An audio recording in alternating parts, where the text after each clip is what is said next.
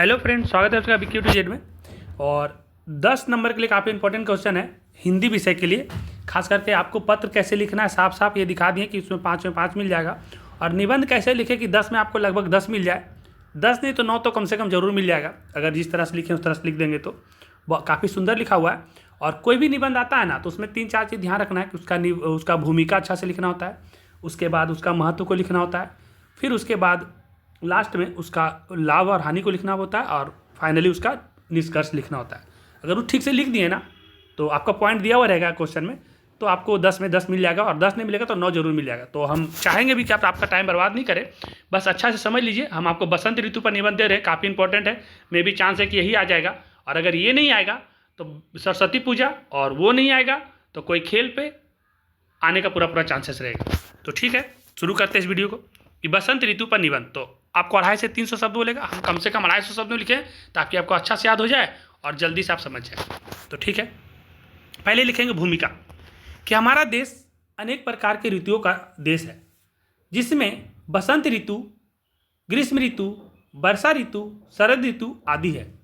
वर्षा ऋतु के समाप्ति के बाद शरद ऋतु का आगमन होता है। जैसे ही बरसात खत्म होता है तो ठंडा का दिन आना शुरू हो जाता है। उसके बाद बसंत ऋतु का और अंत में ग्रीष्म ऋतु का आगमन होता है, और जैसे ही ठंडा का दिन खत्म होगा तो धीरे धीरे गर्मी का आगमन हो जाता है। बसंत ऋतु में समान जलवायु रहती है, मतलब बसंत ऋतु का जो मौसम होता है, अभी जो महीना चल रहा है आपका फरवरी का, तो फरवरी से लेकर मार्च का जो बीच का जो महीना होता है, इसमें समान जलवायु होता है। ना आपको ठंडा लगेगा ना गर्मी लगेगा, अर्थात सर्दी और गर्मी की अधिकता नहीं रहती है, ना ठंडा रहेगा ना गर्मी रहेगा। इस ऋतु में प्राकृतिक में कई प्रकार के सुखद बदलाव होते हैं। जैसे प्राकृतिक सबको अपनी और आकर्षित करने लगती है, मतलब ऐसा मौसम है बसंत का कि आपको एकदम अभी बहुत अच्छा लगता है, ना ठंडा ना गर्मी। घूमने भी कहीं जाएंगे तो बड़ा अच्छा लगेगा। पेड़ पौधों में नए नए पत्ते निकलने लगते हैं।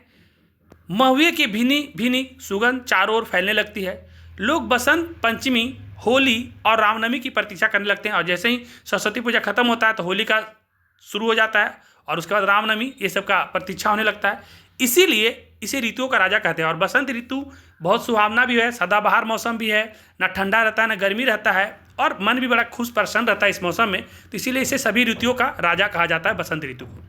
बसंत ऋतु का महत्व, आप इसको हेडलाइन बना देंगे, लिखेंगे कि बसंत ऋतु के आते ही जाड़े में सभी को मुक्ति मिल जाती है, मतलब जाड़े से सभी को मुक्ति मिल जाती है। जैसे बसंत ऋतु आता है, आपका फरवरी का महीना जैसे शुरू हो जाता है बसंत पंचमी सरस्वती पूजा के आसपास से, तो धीरे धीरे जाड़ा कम होना शुरू हो जाता है, तो जाड़े से आदमी को निजात मिल जाता है, और गर्मी धीरे धीरे आना प्रारंभ हो जाता है। और ये ऐसा मौसम रहता है कि ना ठंडा लगेगा ना ज़्यादा गर्मी लगेगा, मन काफ़ी प्रसन्न हो जाता है, और तापक्रम बढ़ना ठंड की समाप्ति की सूचना देता है। और जैसे जैसे आपका टेम्परेचर बढ़ना शुरू होता है तो धीरे धीरे समझिए ठंडा समाप्त होने वाला है।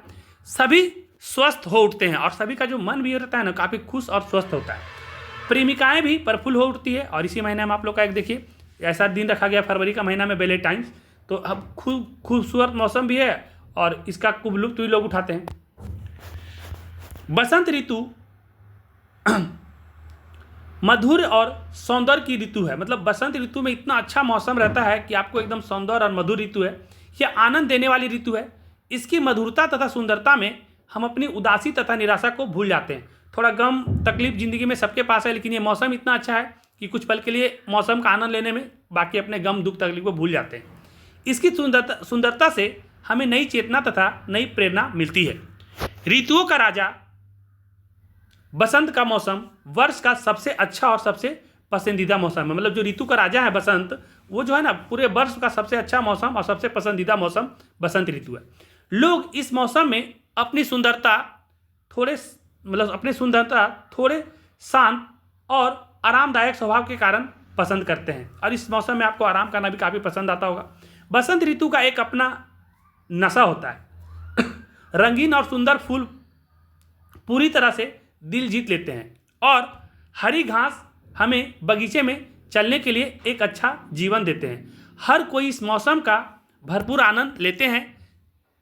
जनजीवन तरोताजा और प्रफुल्लित हो उठता है। यह ऋतुओं में श्रेष्ठ है, और जितना भी ऋतु हमारे पास होता है, कुल 6 ऋतु होती है सब मिला के, लेकिन हम लोग 4 ही जानते हैं, लेकिन उस सभी जितने भी ऋतु होती है उस सभी में ये श्रेष्ठ है। बसंत ऋतु सबसे आगे है, सबसे बढ़िया है, इसलिए इसे ऋतुओं का राजा कहा जाता है। मौसम, सदाबहार मौसम। बसंत ऋतु के आगमन से हमारी धरती का संपूर्ण वातावरण हरियाली से भर जाता है। गेहूं के खेत में रंग बिरंगी तितलियां उड़ने लगती है, आज जाके आप देख रहे होंगे, सरसों का भी दिख रहा होगा। आम के पेड़ों पर मंजर आने लगते हैं। कोयल की प्यारी कूक चारों ओर सुनाई पड़ने लगती है। बसंत ऋतु में प्रकृति के कण कण में नवजीवन का संचार होने लगता है। इस मौसम में मन अधिक रचनात्मक और अच्छे विचार से परिपूर्ण हो जाता है। निस्संदेह बसंत ऋतु का मौसम सदाबहार होता है। उपसंहार लिखेंगे इसका लास्ट कि बसंत ऋतु मनमोहक ऋतु होती है और हवा में गुलाब, गेंदा, सूरजमुखी, सरसों आदि के फूलों की सुगंध और मादकता का प्रवेश होने लगता है।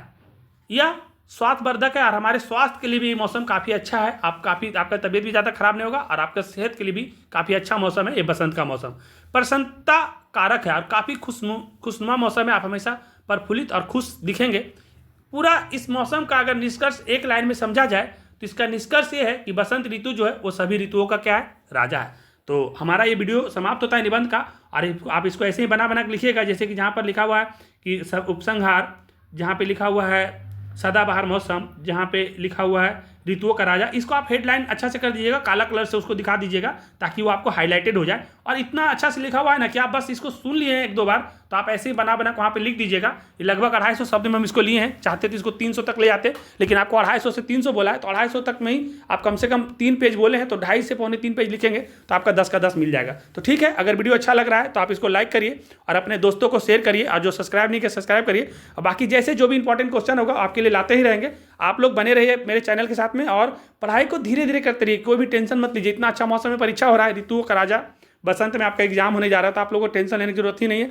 काफ़ी एग्जाम अच्छा जाने वाला, क्वेश्चन काफ़ी आसान आने वाला, तो परेशान होना नहीं है, बस खुश रहिए। और एग्जाम से एक दिन पहले ज़्यादा पढ़ने की कोशिश मत कीजिएगा। संडे को आप बिल्कुल चिल रहिए और खुद थोड़ा मस्ती उस्ती कीजिए, अच्छा खाइए बनाइए, टेंशन खत्म। धन्यवाद।